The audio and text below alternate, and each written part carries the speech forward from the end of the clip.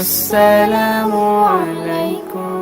আল্লাহ পাক রব্বুল আলামিন কোরআন কারীমের মধ্যে 6666 বা তার কম বেশি কিছু আয়াত নাজিল করেছেন। তার মধ্যে ছোট্ট একটা আয়াত আল্লাহ বলেন হুদাল্লিন নাস।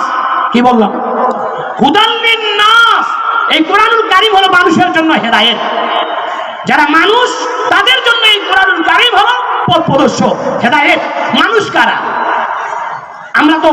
আমি আপনাদেরকে প্রশ্ন করতে চাই, আচ্ছা বলেন তো, আমরা যারা মুসলমান, আমরা তো মানুষ। আমাদের যে পার্শ্ববর্তী যারা হিন্দু আছে, বৌদ্ধ আছে, খ্রিস্টান আছে, চাড়াল আছে, দম আছে, এরা কি মানুষ নয়? জোরে বলেন, এরা কি মানুষ নয়? সুতরাং শুধু এই কোরআনুল কারীম মুসলমানদের জন্য এমনটি নয়, এই কোরআনুল কারীম যারা মানুষ তাদের জন্য এই কোরআনুল কারীম হেদায়েত। সুবহানাল্লাহ বলেন।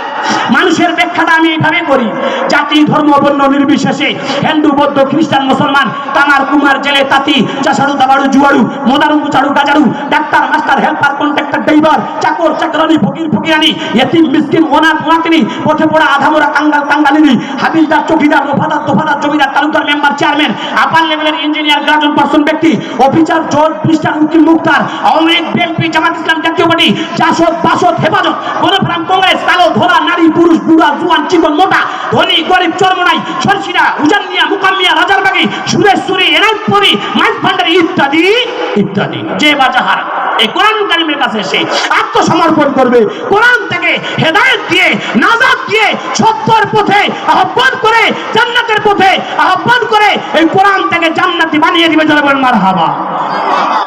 সম্মানিত মুহতারাম, আসেন এই কোরআন আমাদেরকে মানা রাখবে। সমস্ত মানুষের জন্য এই কোরআন নেওয়া হয়।